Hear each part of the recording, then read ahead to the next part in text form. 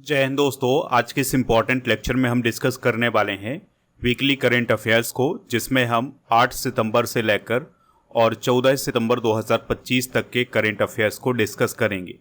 तो आप इस पूरे लेक्चर को बहुत ही ध्यान से लास्ट तक जोड़ देखिएगा। तो पहला और इम्पॉर्टेंट क्वेश्चन है, इरफान अली किस देश के फिर से राष्ट्रपति बने हैं? आंसर हो जाएगा गुआना। तो गुआना देश के फिर से राष्ट्रपति बने हैं मोहम्मद इरफान अली। उनकी पार्टी का नाम है पीपल्स प्रोग्रेसिव पार्टी। दोस्तों, यह उनका दूसरा टर्म है और ये लगातार दूसरा टर्म है। पहली बार वो प्रेसिडेंट बने थे 2020 में। गुआना की बात करें तो जॉर्ज टाउन यहाँ की राजधानी है। राष्ट्रपति हैं इरफान अली और वर्तमान में प्रधानमंत्री हैं मार्क फिलिप्स। और यहाँ की जो करेंसी है वो है गुआनीज डॉलर। और यहाँ पर भारतीय मूल की जो जनसंख्या है वो लगभग 40% है। अगला क्वेश्चन है, इसरो का कुलशेखरपट्टिनम प्रक्षेपण केंद्र किस वर्ष तक बनकर तैयार हो जाएगा? आंसर हो जाएगा 2026 तक। तो इसरो का जो कुलशेखरपट्टिनम प्रक्षेपण केंद्र है ये तूतीकोरिन जिले में है, जो कि तमिलनाडु में है, और यह दिसंबर 2026 तक बनकर तैयार हो जाएगा। 2024 में इसका शिलान्यास किया गया था। और यहाँ पर दोस्तों जो छोटे सैटेलाइट हैं वो लॉन्च किए जाएंगे, यानी कि यहाँ से छोटे सैटेलाइट लॉन्च किए जाएंगे SSLV के द्वारा। अगला क्वेश्चन है, यस बैंक के अंशकालिक गैर कार्यकारी अध्यक्ष के रूप में किसे पुनर्नियुक्त किया गया है? आंसर हो जाएगा R गांधी को। तो दोस्तों, यस बैंक के अध्यक्ष कौन बने हैं? R गांधी बने हैं, यानी राम सुब्रमण्यम गांधी। और उनका जो कार्यकाल होगा ये 2025 से 2027 तक होगा। यस बैंक की बात करें तो 2003 में इसकी स्थापना हुई थी। मुंबई में इसका हेडक्वार्टर है। इसके फाउंडर हैं राणा कपूर और Ashok Kapoor. MD and CEO हैं प्रशांत कुमार। अगले क्वेश्चन की तरफ बढ़ते हैं। US ओपन 2025 में महिला एकल का खिताब किसने जीता है? आंसर हो जाएगा आर्याना सबालेंका ने। तो बेलारूस देश की टेनिस खिलाड़ी हैं आर्याना सबालेंका। तो उन्होंने US ओपन 2025 में वुमेन्स सिंगल्स का टाइटल अपने नाम किया है। उन्होंने किसको हराया है? तो अमेरिका की जो अमांडा अनिसिमोवा हैं उनको हराया है। US ओपन कहाँ पर आयोजित होता है? अमेरिका के न्यूयॉर्क शहर में। अगला क्वेश्चन है, स्केचर्स ने किसे अपना ब्रांड एम्बेसडर बनाया है? तो मोहम्मद सिराज को स्केचर्स के द्वारा अपना ब्रांड एम्बेसडर बनाया गया है। स्केचर्स जो है एक फुटवेयर कंपनी है जो स्पोर्ट्स शूज़, कैजुअल फुटवेयर और परफॉर्मेंस शूज़ बनाती है। ये अमेरिका की कंपनी है। इसकी स्थापना 1992 में की गई थी। मोहम्मद सिराज कौन है? तो ये आप सभी लोग जानते हैं कि ये एक भारतीय तेज गेंदबाज हैं। अगला क्वेश्चन है, किस देश ने भारत की मलक्का जल डमरू मध्यगस्ती योजना का समर्थन किया है? आंसर हो जाएगा सिंगापुर। तो सिंगापुर ने भारत की मलक्का जल डमरू मध्यगस्ती योजना का हाल ही में समर्थन किया है। इसका उद्देश्य है हिंद प्रशांत क्षेत्र में समुद्री सुरक्षा और रणनीतिक साझेदारी को मजबूत करना। देखिए, मलक्का जल डमरू मध्यगस्ती योजना की बात करें तो यह एक बहुपक्षीय सुरक्षा पहल है जिसमें Singapore, Malaysia, Indonesia, Thailand, Bharat शामिल हैं। और इसका उद्देश्य है कि जो मलक्का जल डमरू मध्य है उसमें समुद्री डकैती, तस्करी, आतंकवाद और अवैध गतिविधियों को रोका जाए। अगला क्वेश्चन है, US ओपन 2025 में पुरुष एकल का खिताब किसने जीता है? तो पुरुष एकल का खिताब जीता है कार्लोस अल्कराज ने। US ओपन 2025 की बात करें तो 24 अगस्त से 7 सितंबर तक ये आयोजित किया गया था। इस बार इसका 145वां संस्करण हुआ है। हार्ड कोर्ट पर यह खेला गया था। न्यूयॉर्क शहर में इसका आयोजन हुआ है, अमेरिका में। तो पुरुष एकल के विजेता बने हैं स्पेन के कार्लोस अल्कराज और उप विजेता बने हैं यानिक सिनर, जो कि इटली के हैं। महिला एकल अभी हम बता ही चुके हैं कि महिला एकल की विजेता रही हैं आर्याना सबालेंका, जो कि बेलारूस की हैं, और उप विजेता रही हैं अमांडा एनिसिमोवा, जो कि अमेरिका की थी। अगला क्वेश्चन डिस्कस कर लेते हैं, हॉकी एशिया कप 2025 पुरुष का खिताब किसने जीता है? काफ़ी इंपॉर्टेंट क्वेश्चन है। आंसर हो जाएगा इंडिया। ठीक है, तो इंडिया ने अभी हाल ही में पुरुषों का जो एशिया कप हुआ है हॉकी का वो जीता है कोरिया को हरा करके। हॉकी एशिया कप 2025 का जो आयोजन हुआ था ये बिहार के राजगीर शहर में हुआ था 29 अगस्त से 7 सितंबर तक। ठीक है, चैंपियन बना है भारत, ये इसका चौथा खिताब है। उपविजेता बना है साउथ कोरिया और तीसरा स्थान मलेशिया को हासिल हुआ है। ठीक है, टॉप स्कोरर रहे हैं अखीमुल्लाह अनवर, बेस्ट खिलाड़ी रहे हैं अभिषेक नैन और सर्वश्रेष्ठ गोलकीपर रहे हैं किम जे ह्योन। अगला क्वेश्चन है, नेपाल में 4 सितंबर 2025 को शुरू हुए सरकार विरोधी प्रदर्शनों का मुख्य कारण क्या था? आंसर हो जाएगा इसका सोशल मीडिया प्लेटफॉर्म पर बैन। तो दोस्तों, नेपाल सरकार के द्वारा सोशल मीडिया प्लेटफॉर्म पर बैन लगाया गया था, जिसके बाद वहां पर जो जैन जी युवा हैं जिनकी उम्र 18 से 30 वर्ष है उनके द्वारा आंदोलन किया गया। और इसके अलावा वहाँ पर यानी नेपाल में जो भ्रष्टाचार है, नेपोटिज्म है, राजनीतिक विशेषाधिकार है, इसके खिलाफ भी ये आंदोलन बदला गया और वहाँ के जो प्राइम मिनिस्टर हैं केपी शर्मा ओली उनको इस्तीफा देना पड़ा। तो ये बहुत बड़ा आंदोलन हो गया था नेपाल में। नेपाल की बात करें तो काठमांडू इसकी राजधानी है, राष्ट्रपति हैं रामचंद्र पौडेल। हालांकि अब प्रधानमंत्री केपी शर्मा ओली नहीं है तो इसको आप काट सकते हैं। नेपाली रुपया यहाँ की करेंसी है और उत्तर प्रदेश, उत्तराखंड, बिहार, पश्चिम बंगाल और सिक्किम की सीमा नेपाल से लगती है। अगला क्वेश्चन है, 82वें वेनिस इंटरनेशनल फिल्म फेस्टिवल 2025 में हॉरिजॉन्टल सेक्शन में बेस्ट डायरेक्टर का अवार्ड किसे मिला है? तो ये अवार्ड मिला है अनुपर्णा राय को। तो इंडियन फिल्म मेकर हैं अनुपर्णा राय, तो उन्हें 82वें वेनिस इंटरनेशनल फिल्म फेस्टिवल 2025 में हॉरिजॉन्टल सेक्शन में बेस्ट डायरेक्टर का अवार्ड मिला है। ठीक है, यह जो अवार्ड उन्हें मिला है यह उनकी film songs of forgotten trees के लिए मिला है। यह अवार्ड जीतने वाली वो पहली इंडियन फीमेल डायरेक्टर बनी है। इस फिल्म को अनुराग कश्यप ने प्रेजेंट किया है, इस बात को भी आप याद रखिएगा। अगला क्वेश्चन है, नीति आयोग की रिपोर्ट के अनुसार भारत को किस वर्ष तक दालों के प्रोडक्शन में आत्मनिर्भरता हासिल करने का लक्ष्य है? आंसर हो जाएगा 2030 तक। तो नीति आयोग के द्वारा ये कहा गया है कि भारत का जो लक्ष्य है 2030 तक दालों में आत्मनिर्भरता प्राप्त करना और 2047 तक दालों का जो प्रोडक्शन है वो 2 गुना करना। ठीक है, तो ये कुछ लक्ष्य रखे गए हैं भारत सरकार के द्वारा। अगला क्वेश्चन है, सीपी राधाकृष्णन भारत के किस नंबर के उपराष्ट्रपति बने हैं? आंसर हो जाएगा 15वें नंबर के। तो सीपी राधाकृष्णन एनडीए के उम्मीदवार थे और उन्होंने विपक्ष यानी इंडिया गठबंधन के उम्मीदवार बी सुदर्शन रेड्डी को हराया है। और सीपी राधाकृष्णन महाराष्ट्र, झारखंड, तेलंगाना और पुदुचेरी के राज्यपाल के रूप में काम कर चुके हैं। उनका संबंध बीजेपी आरएसएस से रहा है। देखिए दोस्तों, जो उपराष्ट्रपति चुनाव 2025 हुआ है इसमें मान्य वोट कितने थे? 752 और 15 वोट अमान्य थे यानी रिजेक्ट हुए हैं 15 वोट। 752 कुल वैलिड मत थे। सीपी राधाकृष्णन को 452 वोट मिले हैं और बी सुदर्शन रेड्डी को 300 वोट मिले हैं। इस प्रकार से 152 वोट से जीत हासिल हुई है सीपी राधाकृष्णन को। अगला क्वेश्चन है, केपी शर्मा ओली किस देश के पीएम थे जिन्होंने पद से इस्तीफा दिया है? आंसर हो जाएगा नेपाल। ठीक है, तो वहाँ पर जो प्रदर्शन हुआ है उसके बाद उन्हें नेपाल के प्रधानमंत्री के पद से इस्तीफा देना पड़ा है। अगला क्वेश्चन है, डॉक्टर नवीन राम गुलाम किस देश के प्रधानमंत्री हैं जो भारत की 8 दिन की यात्रा पर आए हैं? आंसर हो जाएगा मॉरिशस। तो मॉरिशस के प्राइम मिनिस्टर डॉक्टर नवीन चंद्र राम गुलाम भारत की 8 दिन की यात्रा पर आए हैं, यानी 9 से 16 सितंबर तक वो भारत में रहेंगी।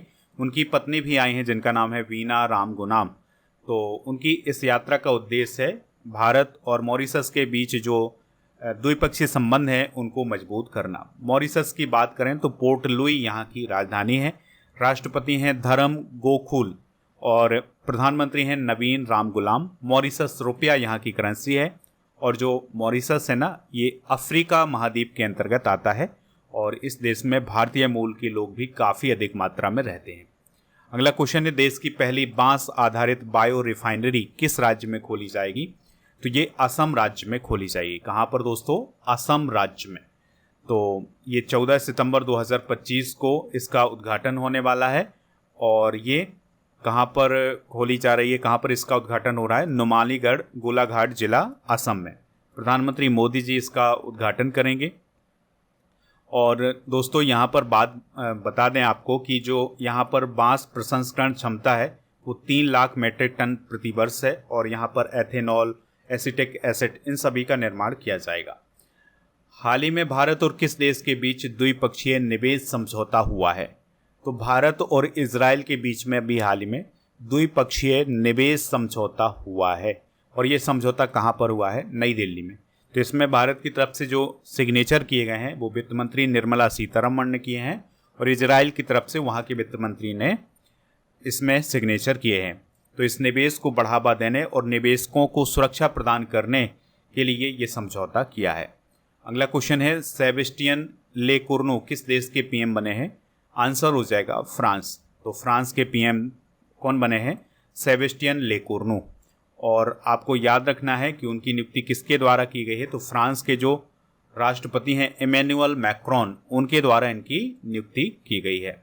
फ्रांस की बात करें तो यह यूरोप महाद्वीप में है, पेरिस इसकी राजधानी है, ये आप याद रखिएगा। अगला क्वेश्चन है, स्वच्छ वायु सर्वेक्षण पुरस्कार 2025 में 10 लाख से अधिक आबादी वाले शहरों में पहला स्थान किसको प्राप्त हुआ है? आंसर हो जाएगा इंदौर को। तो दोस्तों अभी स्वच्छ वायु सर्वेक्षण पुरस्कार 2025 प्रदान किए गए हैं केंद्रीय पर्यावरण, वन और जलवायु परिवर्तन मंत्रालय के द्वारा। तो इसमें 10 लाख से अधिक आबादी वाले शहरों में इंदौर पहले, जबलपुर दूसरे, तीसरे स्थान पर आगरा और सूरत है।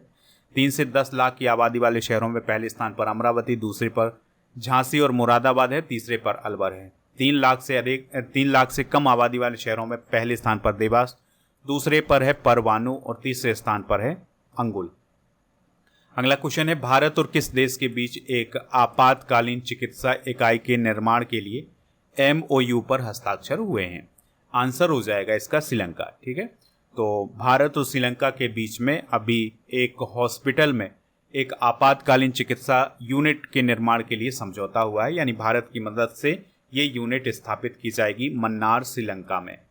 तो इसमें भारत जो मदद कर रहा है वो 600 मिलियन श्रीलंकाई रुपये की मदद कर रहा है।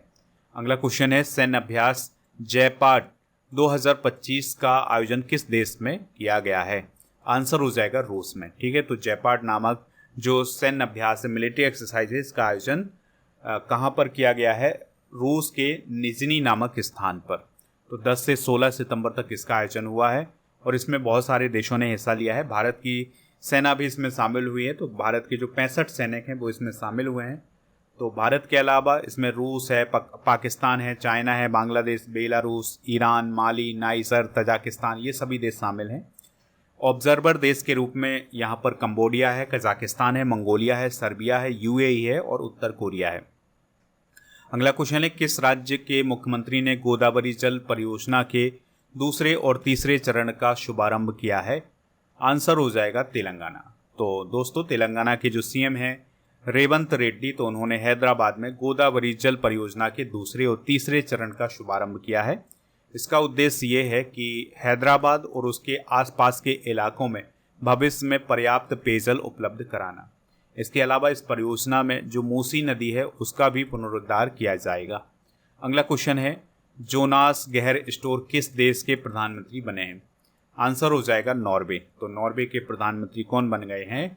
जोनास गहर स्टोर। वो लेबर पार्टी के हैं, इस बात को आप याद रखिएगा। नॉर्वे की राजधानी ओस्लो है। हेराल्ड 5 यहाँ के राजा हैं। प्राइम मिनिस्टर हैं जोनास गहर स्टोर। नॉर्वेजियन क्रॉन यहाँ की करेंसी है। और दोस्तों जो नॉर्वे है ये उत्तरी यूरोप का एक स्कैंडिनेवियाई देश है, और इसे मध्य रात्रि के सूर्य की भूमि भी कहा जाता है। अगला क्वेश्चन है, दुनिया के सबसे अमीर व्यक्ति कौन बने हैं? तो दोस्तों दुनिया के सबसे अमीर व्यक्ति बने हैं हाल ही में लैरी एलिसन। ठीक है, दूसरे नंबर पर हैं एलॉन मस्क, तीसरे पर हैं मार्क जुकरबर्ग। अगला क्वेश्चन है, हाल ही में भारत इटली संयुक्त नौसैनिक अभ्यास कहाँ आयोजित किया गया है? तो ये उत्तरी अरब सागर में आयोजित किया गया है। ठीक है, इसमें भारत की तरफ से INS सूरत नामक युद्धपोत ने हिस्सा लिया था। तो ये जो नौसैनिक अभ्यास हुआ है इसका उद्देश्य है भारत और इटली के बीच में जो तालमेल है, समुद्री सहयोग है, उसको और आगे बढ़ाया जाए। अगला क्वेश्चन है, दुनिया के पहले डिजिटल जनजातीय विश्वविद्यालय आदि संस्कृति का शुभारंभ कहाँ किया गया है? तो आदि संस्कृति का जो शुभारंभ है वो नई दिल्ली में किया गया है। कहाँ पर दोस्तों? नई दिल्ली में। ठीक है, इसका जो शुभारंभ किया है वो दुर्गादास उइके ने किया है, जो कि जनजातीय कार्य राज्य मंत्री हैं। तो आदि संस्कृति जो स्थापित की गई है, यह एक डिजिटल एकेडमी और ई लर्निंग प्लेटफॉर्म है। अगला क्वेश्चन है, विदेश में पहला अटल इनोवेशन सेंटर कहाँ स्थापित किया गया है? तो ये स्थापित किया गया है अबू धाबी यूएई में। तो दोस्तों, विदेश में पहला अटल इनोवेशन सेंटर संयुक्त अरब अमीरात में यानी यूएई में स्थापित किया गया है, अबू धाबी में, और ये आईआईटी दिल्ली के कैंपस में स्थापित किया गया है। इसका उद्देश्य है भारत के नवाचार मॉडल को वैश्विक स्तर पर ले जाना। अगला क्वेश्चन है, किस राज्य सरकार ने अवैध प्रवासियों को राज्य से बाहर निकालने के लिए एक मानक संचालन प्रक्रिया यानी एसओपी को मंजूरी दी है? आंसर हो जाएगा असम। तो दोस्तों, असम सरकार ने 1950 के निष्कासन अधिनियम के तहत जो अवैध प्रवासी हैं उनको बाहर निकालने के लिए एक मानक संचालन प्रक्रिया को मंजूरी दी है। तो जो भी अवैध रूप से यहाँ पर रह रहा है वो अपने डॉक्यूमेंट नहीं दिखा पाएगा और तो उन्हें 24 घंटे के भीतर राज्य छोड़ने का आदेश दिया जा सकता है। अगला क्वेश्चन है, पीवी नरसिम्हा राव स्मृति पुरस्कार 2025 से किसे सम्मानित किया गया है? डॉक्टर मनमोहन सिंह को। ठीक है, तो 1991 में डॉक्टर मनमोहन सिंह जी ने वित्त मंत्री के रूप में जो आर्थिक सुधार किए थे, तो उसी के लिए ये पुरस्कार उन्हें दिया गया है। और डॉक्टर मनमोहन सिंह आरबीआई के गवर्नर भी रहे 1982 से 85 तक, वित्त मंत्री रहे 91 से 96 तक, भारत के प्रधानमंत्री रहे हैं 2004 से 14 तक, भारत के पहले सिख प्रधानमंत्री रहे हैं और 1991 में आर्थिक सुधारों के जनक माने जाते हैं। अगला क्वेश्चन है, आचार्य देवव्रत को किस राज्य के राज्यपाल का अतिरिक्त प्रभार सौंपा गया है? आंसर हो जाएगा इसका महाराष्ट्र। ठीक है, तो महाराष्ट्र के राज्यपाल का अतिरिक्त प्रभार किसे सौंपा गया है? आचार्य देवव्रत को सौंपा गया है।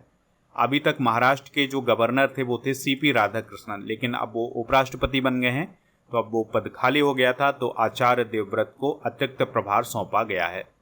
अगला क्वेश्चन है, भारत की सबसे तीव्र ट्रेन नमो भारत ट्रेन की अधिकतम परिचालन गति क्या है? आंसर हो जाएगा 160 किलोमीटर प्रति घंटा। तो दोस्तों, अगर हम नमो भारत ट्रेन की बात करें तो यह दिल्ली मेरठ आरआरटीएस कॉरिडोर पर 160 किलोमीटर प्रति घंटे की रफ्तार से चलती है और ये दिल्ली से मेरठ तक का जो सफ़र है वो मात्र 55 मिनट में पूरा करती है। अगला क्वेश्चन है, साज एक्स 2025 कहाँ आयोजित किया जा रहा है? तो जिद्दाह में आयोजित किया जा रहा है, जो कि सऊदी अरब में है। तो दोस्तों, यह एक अंतर्राष्ट्रीय आभूषण और रत्न प्रदर्शनी है। इस प्रदर्शनी का आयोजन सऊदी अरब के जिद्दाह शहर में किया गया है। अगला क्वेश्चन है, नेपाल के अंतरिम प्रधानमंत्री के रूप में किसे नियुक्त किया गया है? आंसर हो जाएगा सुशीला कार्की को। तो जो सुशीला कार्की हैं वो अब नेपाल की अंतरिम प्रधानमंत्री बन गए हैं।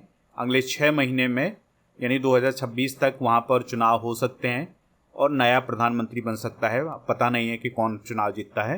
तो अभी के लिए अंतरिम प्रधानमंत्री के रूप में सुशीला कार्की को चुना गया है और वो नेपाल की पहली ऐसी महिला है जो कि इस पद यानी कि पीएम के पद तक पहुंची हैं। अगला क्वेश्चन है, तूतीकोरिन बंदरगाह पर हरित हाइड्रोजन परियोजना का उद्घाटन किसने किया है? तो सर्बानंद सोनोवाल जी ने हरित हाइड्रोजन परियोजना का उद्घाटन अभी हाल ही में किया है। ठीक है, तूतीकोरिन बंदरगाह की बात करें तो यह तमिलनाडु राज्य में स्थित है। अगला क्वेश्चन है, किस भारतीय फिल्म को पेरिस में होने जा रहे गंगे सुरसीन महोत्सव के लिए आधिकारिक तौर पर चुना गया है? तो गुड बाय गुरुजी को। जो गुड बाय गुरुजी है, ये आधिकारिक तौर पर पेरिस में होने वाले गंगे सुरसीन महोत्सव के लिए इसे चुना गया है। इसके डायरेक्टर हैं अरुणजीत बोरा। और दोस्तों, इस फिल्म में असम की 500 साल पुरानी भावना रंगमंच परंपरा को भी शामिल किया गया है। अगला क्वेश्चन है, शिगेरू इशिबा किस देश के पीएम थे जिन्होंने इस्तीफा दिया है? आंसर हो जाएगा जापान। ठीक है, तो जापान के जो प्राइम मिनिस्टर थे शिगेरू इशिबा, उन्होंने अपने पद से इस्तीफा दे दिया है। जापान की राजधानी क्या है? टोक्यो। जापानी यहाँ की भाषा है, जापानी एन यहाँ की मुद्रा है और यहाँ पर 4 प्रमुख द्वीप हैं जिसमें होक्काइडो, होन्शु, शिकोकू और क्यूशू, ये सभी द्वीप जापान देश के हैं। अगला क्वेश्चन है, डेविड लेमी किस देश के उप प्रधानमंत्री बने हैं? आंसर हो जाएगा ब्रिटेन, ठीक है। तो डेविड लेमी ब्रिटेन के उप प्रधानमंत्री और न्याय सचिव बने हैं। इसके अलावा जो यबेट कूपर हैं ये विदेश सचिव बनी है और शबाना महमूद को गृह सचिव बनाया गया है, यानी गृह मंत्री बनाया गया है। अगला क्वेश्चन है अनुतिन चार्न विराकुल किस देश के प्रधानमंत्री बने हैं? आंसर हो जाएगा थाईलैंड, ठीक है। तो थाईलैंड के नए प्रधानमंत्री बने हैं अनुतिन चार्न विराकुल और पिछले 2 वर्षों में वो प्रधानमंत्री बनने वाले तीसरे व्यक्ति हैं। अभी तक जो थाईलैंड की प्रधानमंत्री थी वो थी पैतोंगतान सिनाबात्रा, लेकिन उन्हें वहाँ के संवैधानिक न्यायालय ने सस्पेंड कर दिया था। अब उनके स्थान पर अनुतिन चार्न विराकुल प्रधानमंत्री चुने गए हैं। थाईलैंड को सियाम भी बोला जाता है, बैंकॉक इसकी राजधानी है, बाहत यहाँ की करेंसी है। अगला क्वेश्चन है उन्नत जासूसी उपग्रह ओफेक 19 का प्रक्षेपण किस देश ने किया है? तो इसका प्रक्षेपण किया है इजराइल ने। किसने दोस्तों? इजराइल ने। तो इजराइल ने एक जासूसी सैटेलाइट लॉन्च किया है जिसका नाम है ओफेक 19। तो यह ईरान, सीरिया और हिजबुल्ला से संबंधित जो क्षेत्र हैं उन पर नज़र रखेगा। अगला क्वेश्चन है इटालियन ग्रैंड प्रिक्स 2025 किसने जीता है? तो दोस्तों जो इटालियन ग्रैंड प्रिक्स 2025 है ये जीता है मैक्स वेरस्टैपेन ने। किसने जीता है दोस्तों? मैक्स वेरस्टैपेन ने। तो रेडबुल रेसिंग ने रेडबुल के जो ड्राइवर हैं मैक्स वेरस्टैपेन, उन्होंने इटालियन ग्रैंड प्रिक्स 2025 फार्मूला 1 का खिताब जीता है। हाल ही में किस देश ने कोलन कैंसर वैक्सीन का अनावरण किया है? आंसर हो जाएगा इसका रूस। तो रूस के द्वारा कोलन कैंसर की वैक्सीन बनाई गई है, ठीक है। तो इसमें जो अभी इसके टेस्ट वगैरह किए गए हैं उसमें ये पाया गया है कि जो ट्यूमर होता है बड़ी आंत में, मतलब जो कोलन कैंसर होता है, उसमें 60 से 80% तक की कमी देखी गई है और उसका कोई साइड इफेक्ट भी नहीं देखा गया है। तो आपको याद रखना है कि कोलन कैंसर के लिए जो वैक्सीन बनाई गई है वो किस देश ने बनाई है? रूस ने बनाई है।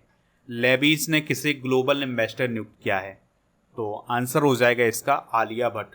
तो इंडियन एक्ट्रेस आलिया भट्ट को अभी हाल ही में लेबीज कंपनी ने ग्लोबल इन्वेस्टर बनाया है। अगला क्वेश्चन है भारत का चौथा पूर्ण साक्षर राज्य कौन बना है? तो हिमाचल प्रदेश भारत का पूर्ण साक्षर राज्य बना है और चौथे नंबर का राज्य बना है। लेकिन अगर हम राज्य और केंद्र शासित प्रदेश की बात करें तो ये 5वें नंबर का है। तो अब तक कौन कौन से राज्य पूर्ण साक्षर बन चुके हैं? त्रिपुरा, मिजोरम, गोवा और लद्दाख केंद्र शासित प्रदेश के रूप में पूर्ण साक्षर राज्य बना है। और अब कौन बना है? हिमाचल प्रदेश। हिमाचल प्रदेश की जो साक्षरता दर है ना वो कितनी हो गई है? 99.30%। अगला क्वेश्चन है डायलॉग नेक्स्ट सम्मेलन 2025 का आयोजन कहाँ किया गया है? आंसर हो जाएगा नई दिल्ली में, ठीक है। तो नई दिल्ली में डायलॉग नेक्स्ट सम्मेलन 2025 का आयोजन किया गया है और इसका उद्देश्य था वैश्विक खाद्य सुरक्षा के लिए इनोवेशन की खोज और उन्हें गति देना। इसकी थीम थी इसे किसान तक ले चलो। अगला क्वेश्चन है फ्रांसवा बायरू किस देश के प्रधानमंत्री थे जिन्हें पद से हटा दिया गया है? तो फ्रांसवा बायरू फ्रांस के प्रधानमंत्री थे, तो उन्हें पद से हटा दिया गया है। अगला क्वेश्चन है पीएम मोदी स्वस्थ नारी सशक्त परिवार अभियान कब लॉन्च करेंगे? तो वो 17 सितंबर को लॉन्च करेंगे अपने जन्मदिन पर, ठीक है। तो इसका उद्देश्य है महिलाओं और बच्चों के लिए स्वास्थ्य सेवाओं को सुदृढ़ करना, मजबूत करना। अगला क्वेश्चन है टाइम मैगजीन ने 2025 का किड ऑफ द ईयर किसे चुना है? आंसर हो जाएगा तेजस्वी मनोज को। तो दोस्तों भारतीय मूल की अमेरिकी छात्रा है तेजस्वी मनोज, तो उन्हें टाइम मैगजीन के द्वारा 2025 का किड ऑफ द ईयर चुना गया है। उनके द्वारा दोस्तों एक डिजिटल प्लेटफॉर्म बनाया गया है जिसका नाम है शील्ड सीनियर्स। तो यह बुजुर्गों को ऑनलाइन धोखाधड़ी से बचाता है, स्कैम से बचाता है। तो उनके इन्हीं प्रयासों के लिए टाइम मैगजीन के द्वारा 2025 का किड ऑफ द ईयर चुना गया है। तो दोस्तों ये थे आज के करंट अफेयर्स के क्वेश्चन। मध्य प्रदेश में पुलिस कांस्टेबल की भर्ती आई है जिसमें 7500 पदों पर भर्ती होने जा रही है। तो बहुत कम समय है दोस्तों इसकी तैयारी करने के लिए। तो इसके लिए एक कोर्स लॉन्च किया गया है हमारे द्वारा, तो उस कोर्स को आप ज्वाइन कर सकते हैं हमारे ऐप पर जा करके। तो नीचे डिस्क्रिप्शन बॉक्स में ऐप का लिंक दिया गया है, तो वहाँ पर आप MP पुलिस कांस्टेबल 2025 के लिए ऑनलाइन बैच ज्वाइन कर सकते हैं। और अगर आपको कोई दिक्कत परेशानी आती है इस बैच को ज्वाइन करने में तो उसके लिए आप इस नंबर पर संपर्क कर सकते हैं। तो इसमें बहुत सारी सुविधाएं मिलने वाली हैं, कंप्लीट गाइडेंस सपोर्ट होगा, PDF नोट्स ये सभी मिल जाएगा। वैलिडिटी 12 महीने की है। Study free test Sunday free test है और डाउट सपोर्ट, ये सभी चीज़ें आपको यहाँ पर मिल जाएंगी। जब आप ऐप इंस्टॉल करेंगे तो वहाँ पर राजा गुप्ता सर का जो अर्जुन GS फाउंडेशन बैच है ये भी मिल जाएगा, तो इसको भी ज्वाइन कर सकते हैं। इसके लिए कूपन कोड यूज करना है गणेश 500। इसकी जो वैलिडिटी है वो 3 साल की वैलिडिटी है। और आपके लिए आज का क्वेश्चन है, हॉकी एशिया कप 2025 का खिताब किसने जीता है? जो भी इसका राइट आंसर हो कमेंट बॉक्स में ज़रूर बताएं। और आप जब ऐप को इंस्टॉल करेंगे तो टेस्ट पास वाले ऑप्शन पर जाएंगे तो यहाँ पर डेली करंट अफेयर्स का टेस्ट मिल जाएगा, इसको ज्वाइन कर सकते हैं। लास्ट 6 मंथ और मंथली करंट अफेयर्स की बुक ऐप पर मिलेगी। 12 महीने की करंट अफेयर्स की बुक भी आपको ऐप पर ही मिल जाएगी, तो इन सभी को प्राप्त कर सकते हैं। टेलीग्राम चैनल जरूर ज्वाइन कर लें जिसका नाम स्टडी कर ऑफिशियल है। 1000 स्टैटिक जीके की PDF, 1000 topic wise current affairs की PDF आपको ऐप पर ही मिलेंगी।